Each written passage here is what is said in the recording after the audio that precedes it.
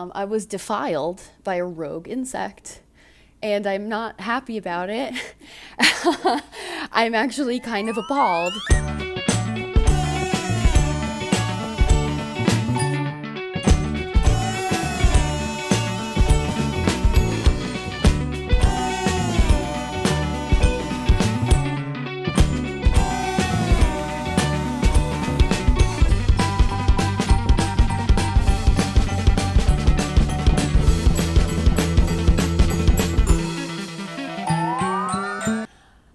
Welcome to Lauren's Dreamhouse, home of the McRib. I am Lauren LaRoe, and today we have a very special guest off camera, not allowed on camera, never allowed on camera. This is kind of what the trajectory of my podcast was supposed to always be, where I invite guests on, but I don't tell them until I start filming that they're not going to be in the shot, and then they're kind of waiting to be in it. Almost like, have you ever seen SNL, like What Up With That? Maybe not. So like there's a really, really excellent, I think it's my favorite SNL bit like in history, where Kenan Thompson plays like a talk show host, and the show is called What Up With That? And there's a giant opening musical number, and they're like, ooh wee, what up with that?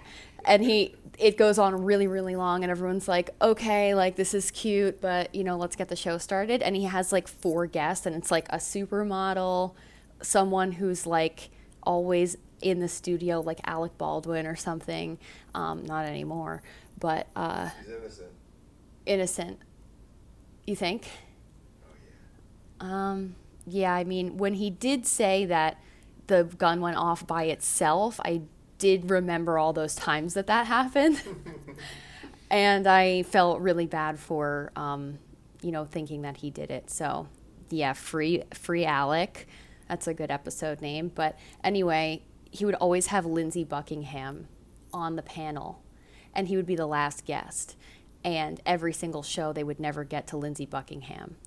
And he would be like, oh, Lindsay, I'm so sorry. We forgot about you again. Just come back next week. And he'd be like, okay. And he would just come back every time. Super cute. But yeah, Dave's here. Dave is my boyfriend. He's not allowed to be on my show because his opinions are wrong. Just kidding. Just kidding. I just want him to be around and be the energy that I need in this world, so thank you so much, babe. Thank you so much. Thank you, scientists.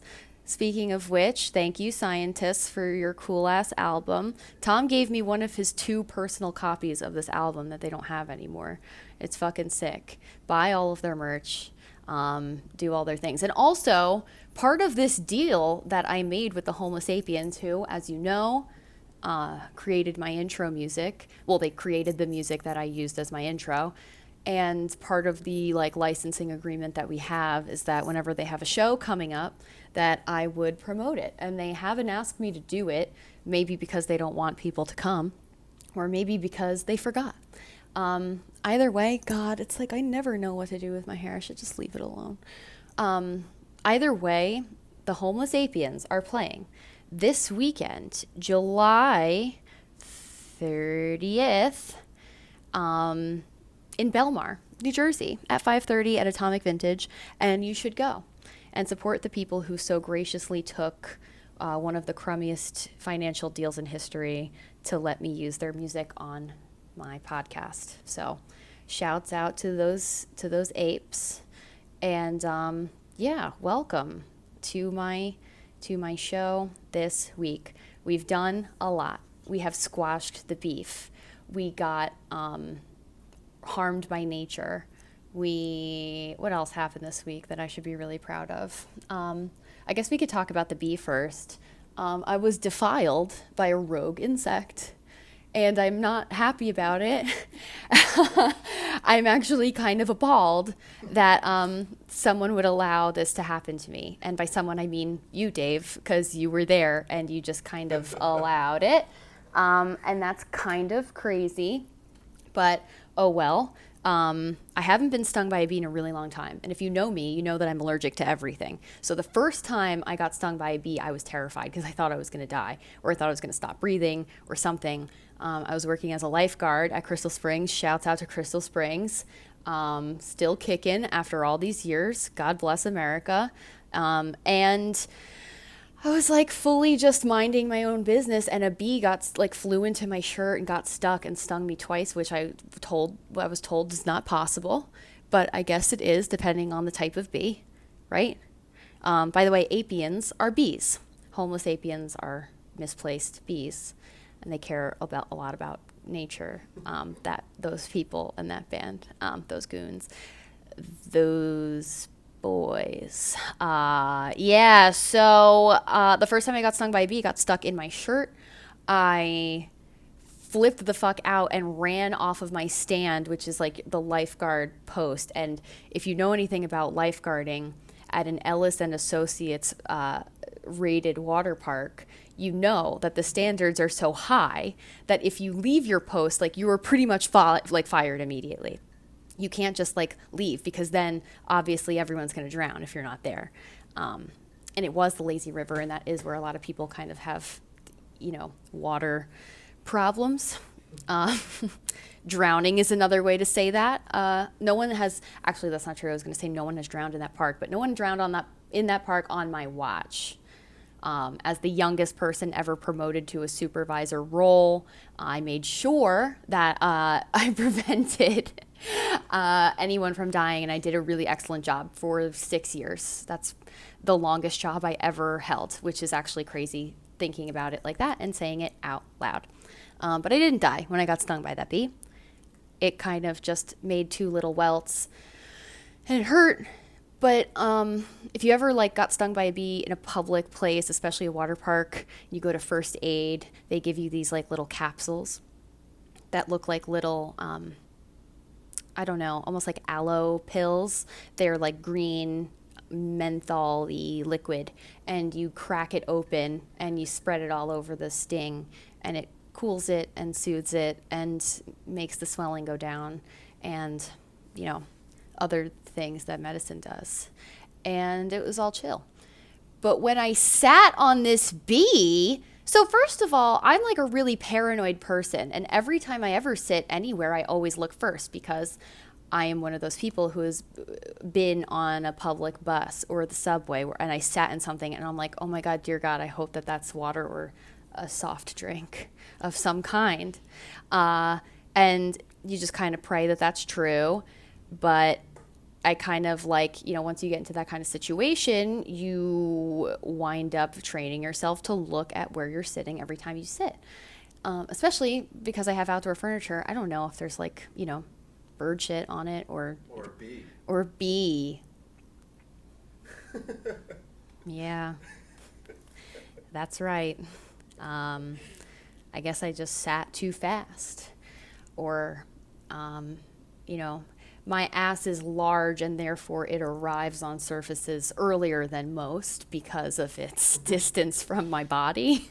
So I sat down and I immediately felt like I sat on an earring or something sharper than an earring, but it felt hot. So I almost thought that a cigarette we didn't even start smoking a cigarette yet. It was didn't make any sense, but it felt hot and pointy.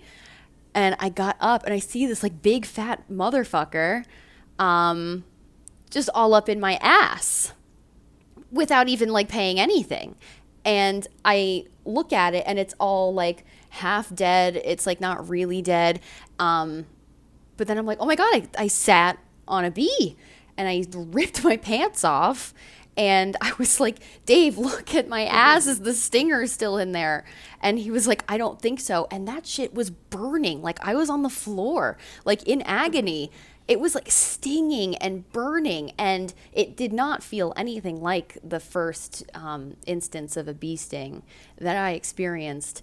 But, my man right here graciously put some ice on my butt and bum stinga, he calls the whole experience, which maybe is the title of the episode too. I don't know. But if you're wondering about my health and well-being, I'm fine. I am not dying. I didn't stop breathing. I didn't need to discharge the EpiPen. Thank God. It's all good. And I know that kind of sounds ridiculous. Like, why would you think that you're going to die if you get stung by a bee? But one time I took Prilosec OTC, that medication for elderly people who can't eat food right. And I got a full body rash. And if you get a full body rash that creeps up your neck and onto your face, as someone with a history of anaphylaxis, which is the allergy reaction that kills you, they tell you that you need an EpiPen immediately.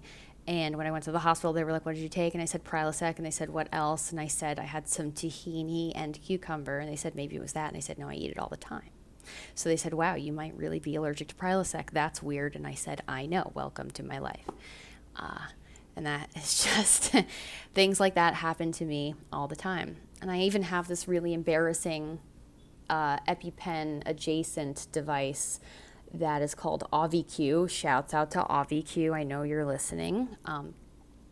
It's like this, my allergist once, when I was getting like retested for everything, because you're supposed to do that like every 7 years, he was like, hey, are you interested in an EpiPen that is so little it'll fit in your little purse? And I was like, oh, yes, but also like, don't do that. Like, I'm not my purse. But yeah, obviously, give me a little tiny thing that isn't like a big, plastic schlong in my purse. So he shows it to me, and I'm like, it's like almost like if you took two Ridge wallets and stacked them on top of each other. It's like kind of like a thick, old, like the size of like a Motorola Razr, pretty much exactly that. And I was like, oh, that's very unassuming and chill. And then he was like, yeah, wait, watch this. And then he pulls it apart and it starts beeping. It goes, wait, wait, wait. And it goes, if having an allergic emergency, please remove the whatever. It starts like yelling instructions at you. And I'm like, oh, so it's made for women in the way that it explains to you how to use it in a life-threatening situation, as if we need to be like coached through it. That's nice. But whatever, it's expired. I just noticed that it's expired, so I need a new one. But also I learned a couple years ago that if you're having an allergic emergency and you don't have an AviQ, what you can do is run down to your nearest Rite Aid, and they will tell you to pull your pants down in the middle of the Rite Aid, even though the EpiPens, everyone knows they go through clothes. So that was something, but they kind of just gave me the EpiPen because it was an emergency, and if they didn't do it, it would have been a very neglectful circumstance that they would have gotten in trouble for. So these days I'm kind of just like, why would I buy an EpiPen for $600 when I could just like make the store give it to me for free in an emergency? Like, skip the line, Dave doesn't agree. He doesn't agree. I swear to God, this town, there's always sirens. Everything is just, yep. There. Like what? Like for why? Attention. Pourquoi?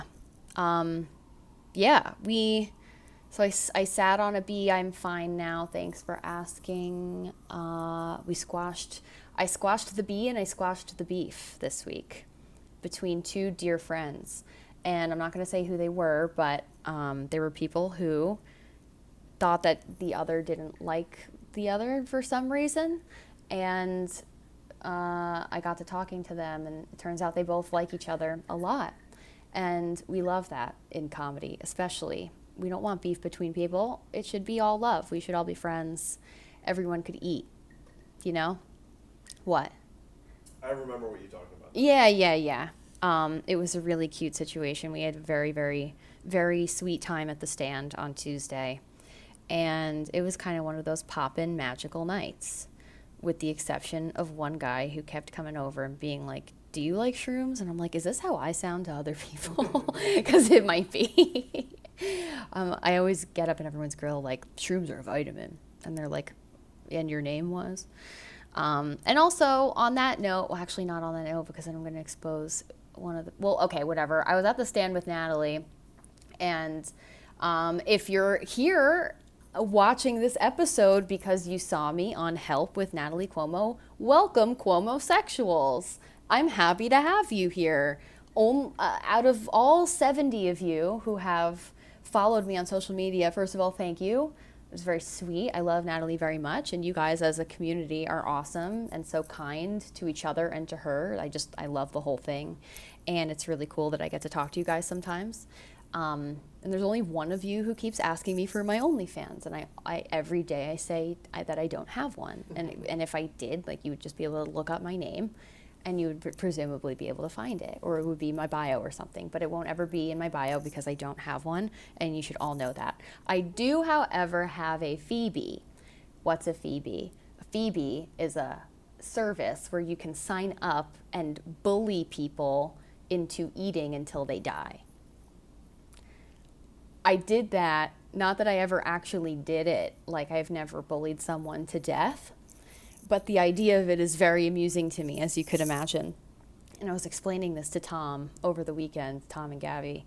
I just kind of like wanted to show them the world. I didn't like log in or anything. I don't remember my password, but I still get notifications like in my email every once in a while saying like, well, come back, we miss you. And I'm like, really?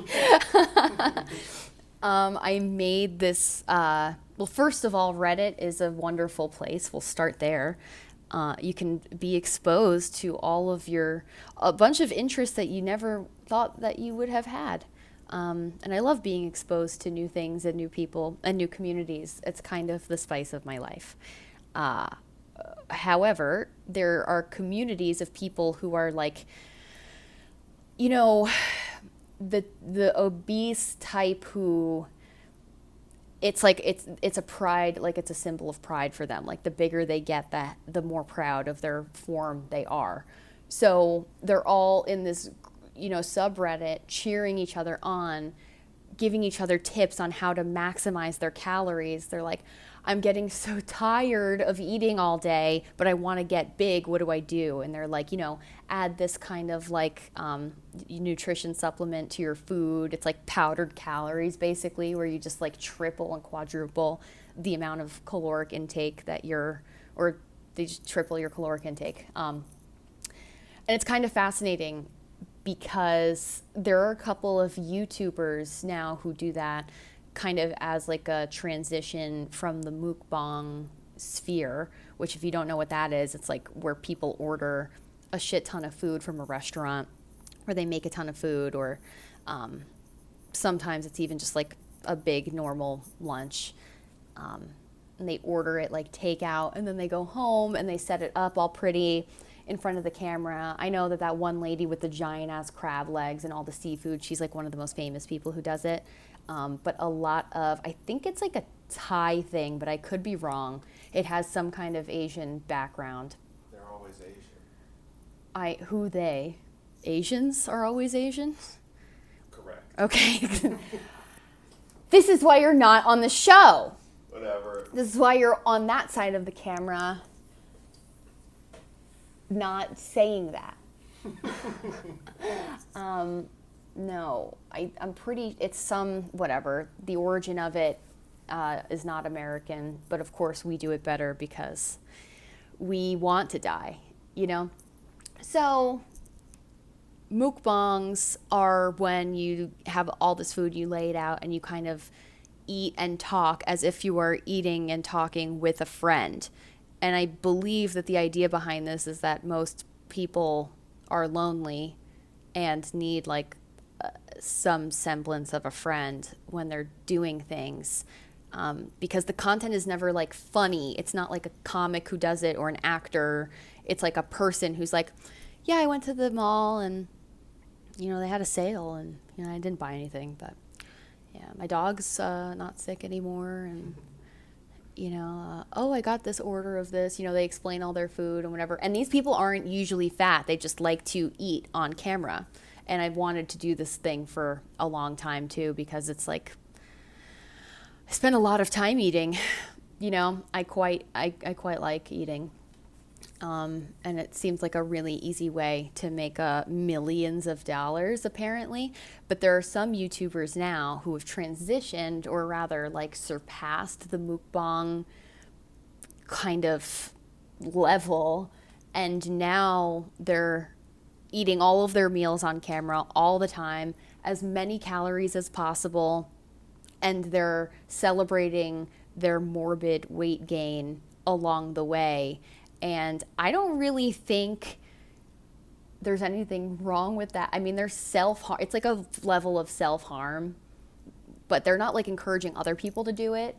And they're like, it kind of seems like they are not like in good, obviously not in good shape, but I mean that also like health-wise. Like, I don't think people are seeing this and getting like jealous about it, except for people who are on Phoebe, who are like, these are those people, basically the eaters. There's eaters and feeders, and the eaters are looking for feeders and vice versa. It's this symbiotic relationship where one person makes the other eat a shit ton of food and bullies the fuck out of them until they finish the food. And when they finish the food, then the bully gets paid because that person wanted that. You know, it's almost like a kink thing. It's like semi-sexual. It's never like, what are you going to be wearing, or what am I going to be wearing? Or again, I've never done it, but I've waited for people to reach out to me because I was like, let me put out myself as a feeder and see what people say, like how this kind of thing starts. And a couple people like initiated a conversation, but nothing ever like came out of it. And again, I don't want to bully people literally to death, but the whole organization fascinates me in ways that, I mean, I wish I could have a window in there without causing any harm to people, but it is all consensual and like fully adult. Like I had to upload my ID when I made the account. Like I had to be verifiably over 18. What?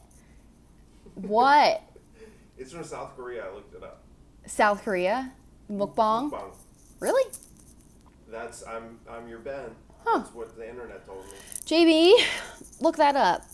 But anyway, if you want to bully people literally to death for money, go on Phoebe.com. I don't really know if all of them want death, but I know that being as large as possible is like a badge of honor for them. And that's fine, I guess. Right? It's fine. Yeah. It's funny too, like the price tier, because I've also made accounts in the past on Seeking Arrangement, which is that sugar daddy website. I never did that either, but I just wanted to see what offers I would get without soliciting anything. Someone offered me $4,000 to go on a date with them, which like probably would not have panned out. Like maybe he would have showed up and been like, I only have 200, but I have this check, and then the check would bounce or I would get killed or whatever. Like I don't want to do the sugar daddy thing ever. But I know people who have successfully sought arrangement and found arrangement and have made a lot of money, supported themselves through college with that kind of stuff. But that is like mega money. That's like $200 for like an hour phone call, not even a sexual one, like just someone to talk to. Like these are really, rich, lonely people. It kind of all comes down to loneliness, doesn't it? The whole eating thing. I feel like people get so big on purpose because, I don't know, maybe if you become a certain size, you feel like two people. I don't know. Or like a lot of people say that like their weight is their safety blanket, or it's kind of like their, it's like a buffer between them and the world. Like, I don't know. I've heard a lot of analogies like that on My 600-Pound Life and stuff of that nature. Like, and that's the level of obese I'm talking about. I'm not talking about people who like need to lose 70 pounds and they have like a thyroid issue. Like these are people who are objectively Real fatties. Real. Yeah. No nonsense. Yeah. No nonsense is a good way to put it. It's like their job, and that's fine. Everyone needs a job, especially in this economy. I'm taking a drink. We're drinking Maker's Mark and Diet Dr. Pepper cream soda, which is kind of chaotic, but that's kind of like exactly who I am as a drink, I think. It's delicious. delicious. in a pink cup with a little straw. It is delicious. Mm, mm, mm. Yes. And then mukbang. A lot of people say mukbang, which I also love, and it's probably, if you've heard of that before, you probably heard me say mukbang and thought like, what a racist. But the people who do it professionally, who have like the biggest followings, are always like mukbang. So mukbang. I'm not trying to offend anybody, not them at least. Yeah, we're gonna get a little tipped, and then we're gonna watch that A24 movie. The new one, called Men. Who just told me about this? Oh, my colleague was like, did you see that new A24 movie? And when you hear words like that and you love A24 so much, you're like, what do you mean? How did I miss this? But I know exactly how I missed it. I wake up every day at 7 o'clock. I start working at 7:30, and then I work until 7:30 p.m. or until midnight or later. And that's been my life for the past like 3.5 weeks, which is fine also, because I believe that great things are going to come of that, not of the hard work. You need to work smarter, usually, not harder. A lot of people grind themselves to death in really shitty jobs thinking that it'll pay off when it won't. I know for a fact this one's going to pay off because somebody told me. 100. Well, fingers crossed. Fingers crossed. We'll see about that. Hopefully tomorrow. There are notes that I have on here that I don't understand anymore, like circuit control. Do you remember me talking anything about circuits or control? No. Right.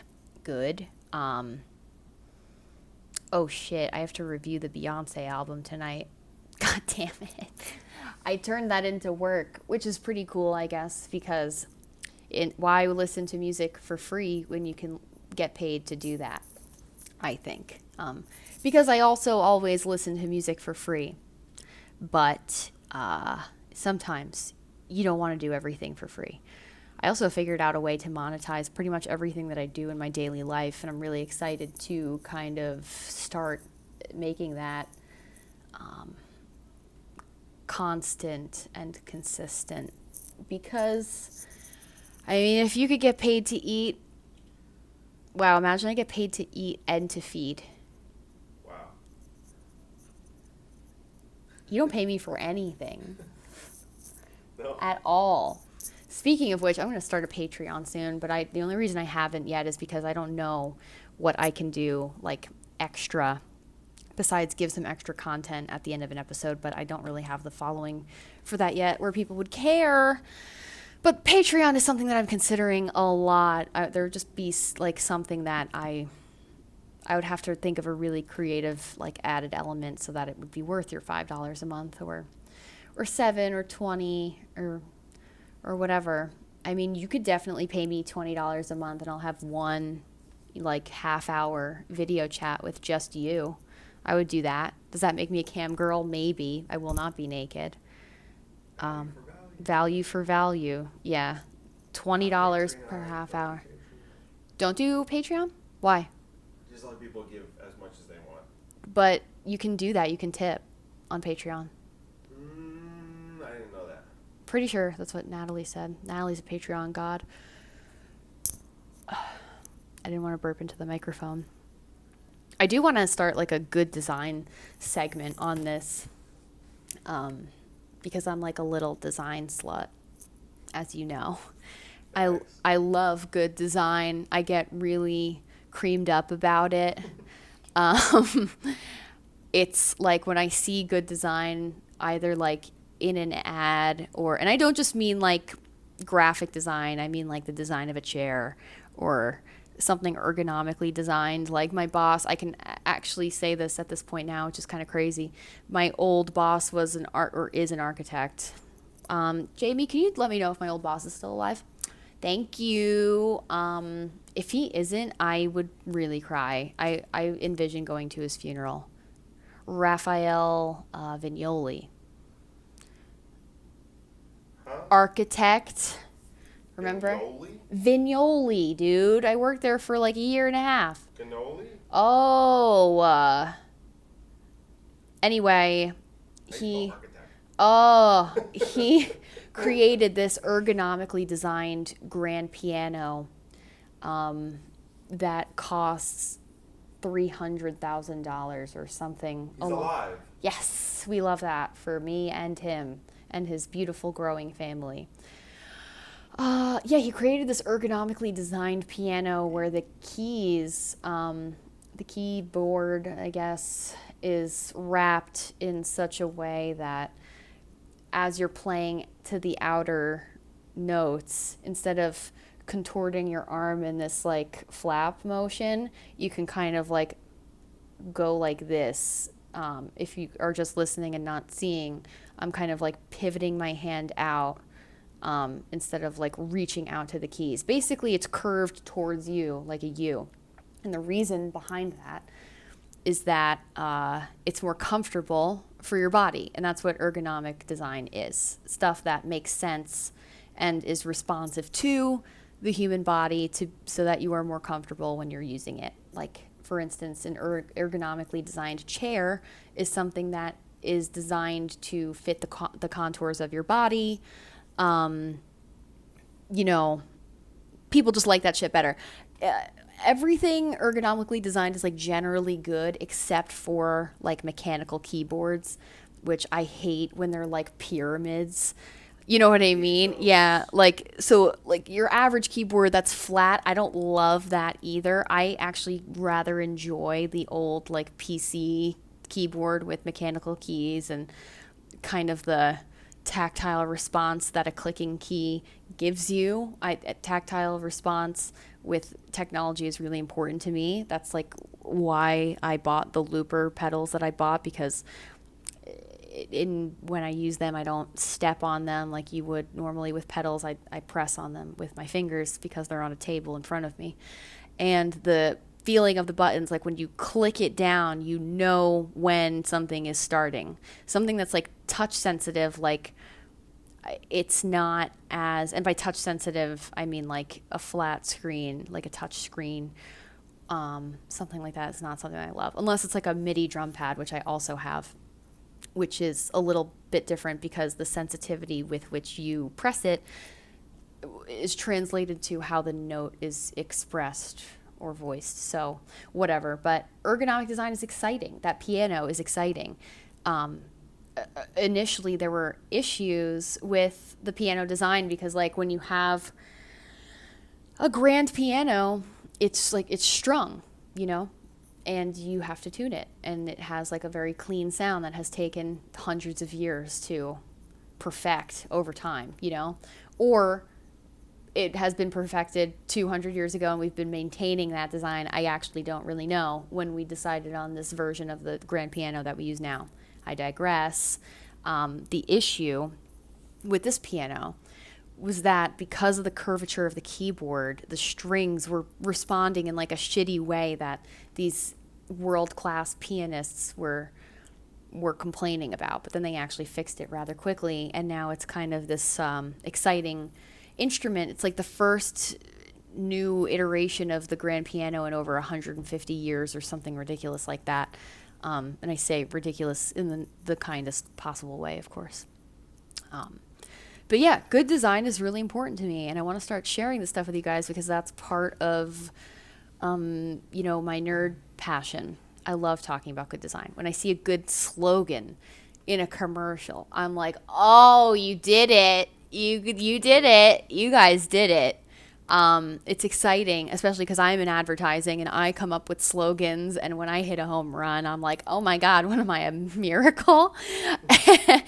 And I mean, it's all a persuasion game, advertising. It's like you're literally manipulating people into doing something that you want them to do. So if you come up with something catchy enough that like convinces someone to do something, that's a superpower. Your mind touching them.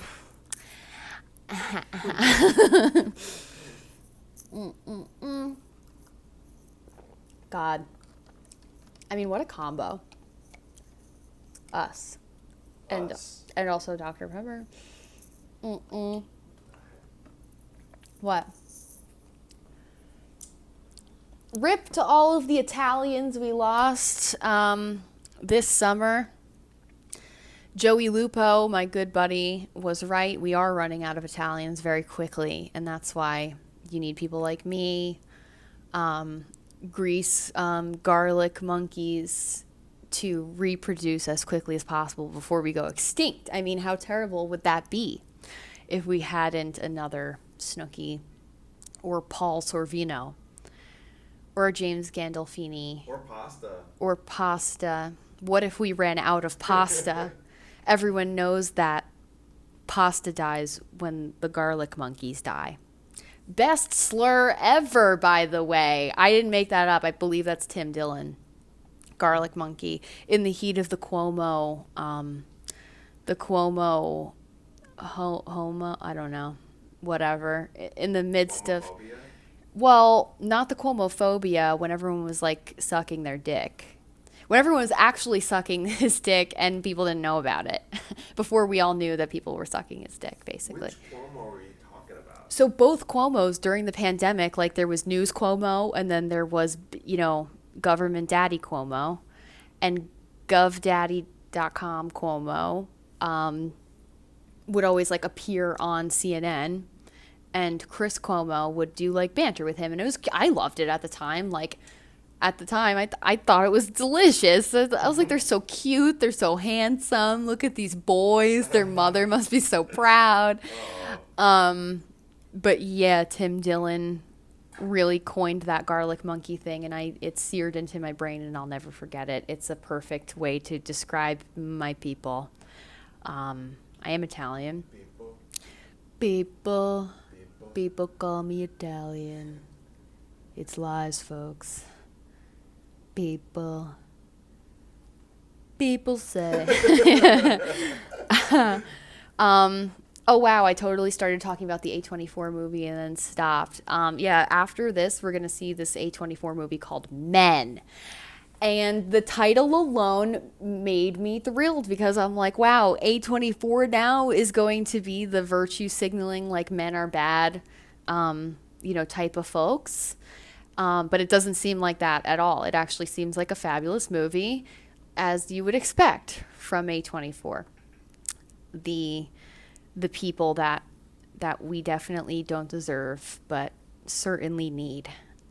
If you've seen Men and you have thoughts about it, hit me up in the DMs. I read all of them. Also, I have an email. Are you shocked that I know how to use email? It's info@laurenslist.com or info@laurenslist.biz. One or two of you should try that one to make sure it's still working, because sometimes it doesn't work for whatever reason. I don't know why an email wouldn't work, but here we are. And yeah, I do have to set an alarm to review this fucking Beyonce album at midnight. Or I'll just do it really early in the morning, I guess. I hope it better be good. It's not going to be. Why? It's bad. It's not going to be bad. It's gonna be Break bad. My Soul was bad. The best part of Break My Soul, that's like the one that came, the single basically that came out. Stacey? What? The white girl? What? With the hair? Something with the hair? Stacy, Becky with the good hair. That was Lemonade. That was 6 years ago. Oh, Dave's just joining oh my God. The other day we were playing like some Beatles song and he was like, who is this? And I was like, are you an alien? This is the Beatles. This is not even like a deep cut. They're actually like an okay band. Oh my God.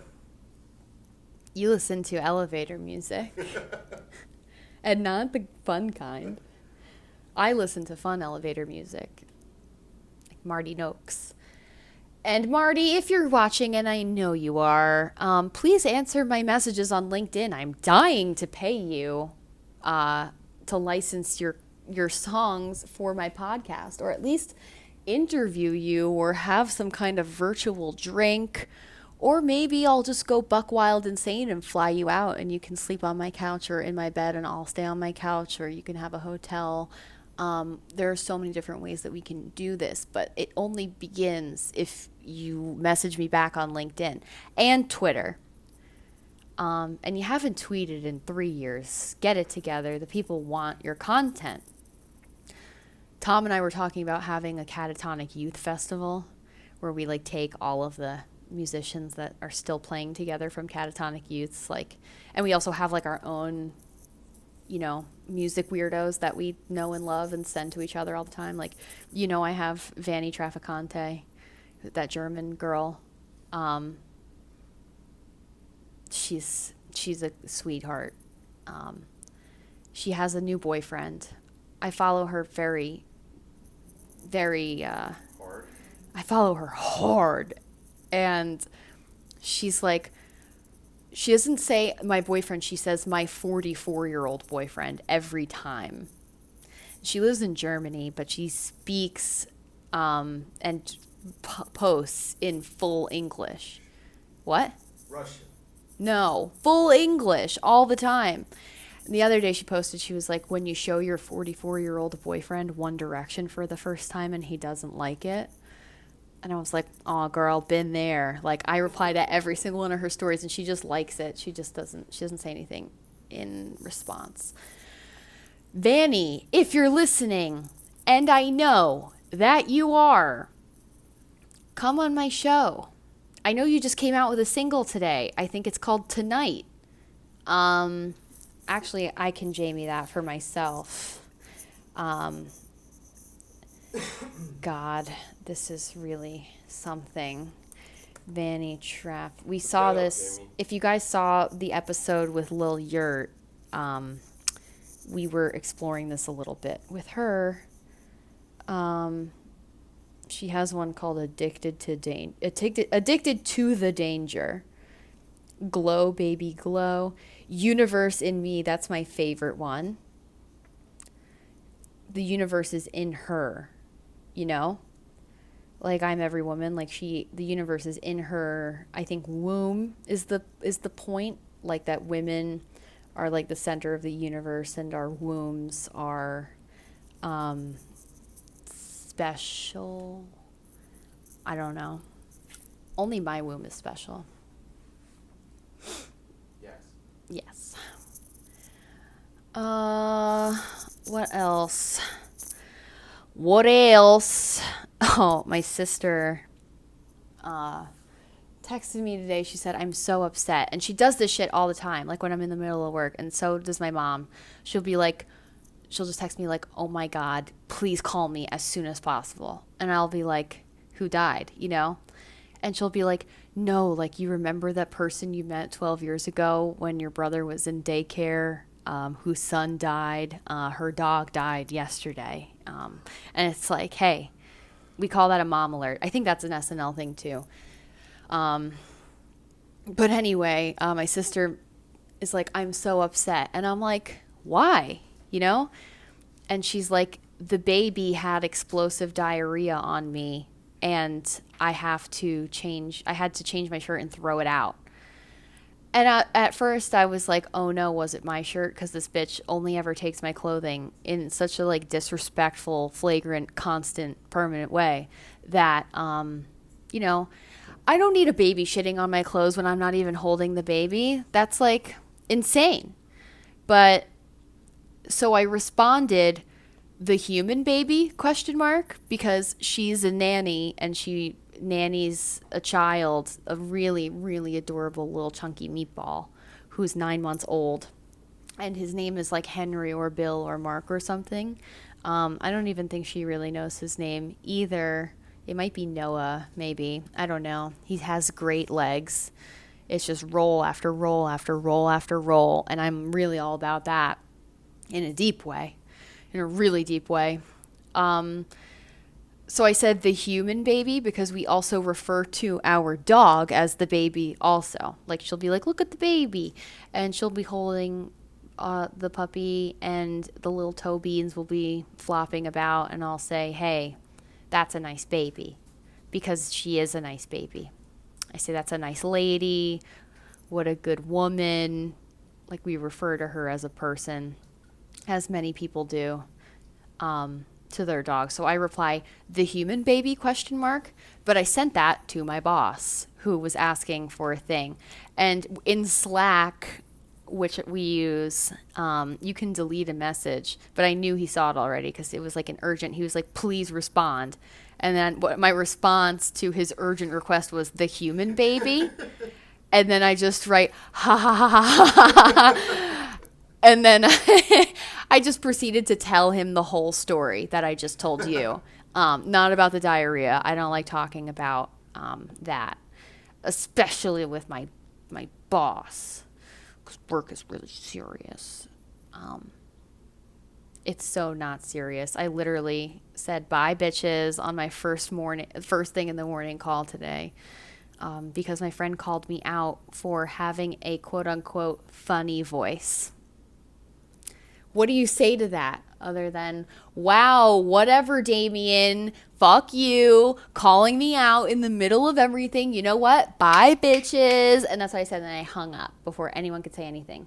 Like, Dave, you know how sometimes you call me and I go, what are you doing? And you go, nothing. And I go, oh, well, I love you and miss you so much. And you're like, you start saying stuff and then I hang up right away because it's really funny. That's what I did on my call today.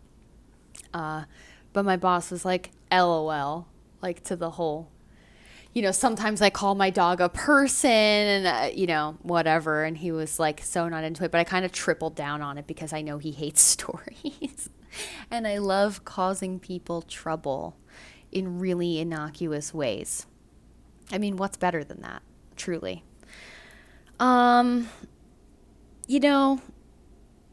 I was going to talk about whiny vagina, but at this point we're running out of time. I said that we would do a short one today because we have to watch the movie. We're on a really great sleep schedule. I'm doing a trillion things at once. I'm sorry that the episodes are like late and cut stupid. Like, I was supposed to have the episode last week with Adam. We recorded it. It went great. And then since we did it on we did the audio on 2 little Zoom recorders because we did it in my bed, like a couple of gals, and the audio wound up having issues and the quality of the video looked really shitty for some reason, whatever. So I was like, you know what, this is not the standard of something I want to put out. It was like just not it, but I will release it in clips for sure. Whatever is salvageable. I haven't really worked much on it, but every Tuesday or Thursday, if you don't get it on a Tuesday, you will get it on a Thursday and vice versa. I am going to be on the Don Jameson show, or that Don Jameson show, on Tuesday coming up, and that is going to be really fun. And I was just on Natalie Cuomo's Help again this week. So the Patreon version of that will come out tonight. If you're on her Patreon, sound off in the comments. Let us know what kind of drive-through restaurant you want us to make content at. Again, because we've been having a lot of fun doing that extra content for you guys, answering questions, being bitches, and people watching and shoving our face at 1 a.m. It's truly my favorite thing to do on a Tuesday, which is when we've been doing them. But yeah, this will continue. It will never stop. I love it a lot. And hopefully Natalie and I will start something sporadic of our own because she's so busy, I'm so busy, but I just love the fucking shit that we do together and we have such a good time. And she's my little baby boy. So yeah, watch that episode when it comes out next week if you're not subscribed to her Patreon. And if you want to just give me money, there's a link to my Cash App in the Lauren's List thing. My credit card just got charged again for $400 to support the Survey Monkey, which is the engine that you use to or that I use to create the surveys so that you guys can fill them out and I can give you the romance that you want and need for free. I'm paying a lot of money out of pocket to do this for you guys. So it would be pretty chill if you wanted to extend some kind of value for value gratitude in the form of a Cash App tip or shopping the It's Lauren's List store, which there is a link in bio There's 100 colors, a couple of really cool designs. We got a mug, we got socks, we got sweaters, we got t-shirts. Soon we'll have more. I would like to release another batch of that come the fall. And we also have something really exciting. Yeah, the long sleeve too, yeah. Tom and I have a really exciting thing to announce very soon, but we're not going to announce it quite yet so that you don't get event fatigue and hear about it so much that you forget it's happening because you kind of go blind to it. And then, that's a good strat. That's a strat chat that you can keep in your little back pocket for the future for free. Strat chat. Anyway, this still was a 50-minute episode, so that's pretty cool. Dave, what did you think about being my producer today? I felt objectively that I was very good at it. I agree. I love when you don't talk. You get a whole 50 minutes. Yeah, barely though. No, I love you. And thank you for doing this. Love you. It clearly makes a huge difference. But you wouldn't know because you don't watch my podcast. So give him shade in the comments. What? That's D. No. Say nice things. Say nice things. I just said I love you. No, I meant to the people. Oh. About you? They should. They should what? Say nice things about me. No, about me. Both of us. No. Mostly you. You didn't earn it. No, I earned it. You didn't. Oh, wait till you see the comments, babe. No. It's going to be mostly me. No. Yeah. No. Okay. No one wants me to have a boyfriend. You're starting on the bottom of the tier anyway. I know. If you died tomorrow, which, a good 300 people would be stoked. Except for me, I would be dead. You'd be dead? If you died? Then you'd be dead? Yeah. Because it would be a murder-suicide. All right, fuckers. You're cute. DM me. Tell me what to eat. Tell me what to do. Tell me how to sleep. Tell me everything. I don't know how to do anything. I'm a stupid little bitch. I love you very much. I'll talk to you next time. This has been Lauren's Dreamhouse. Good night.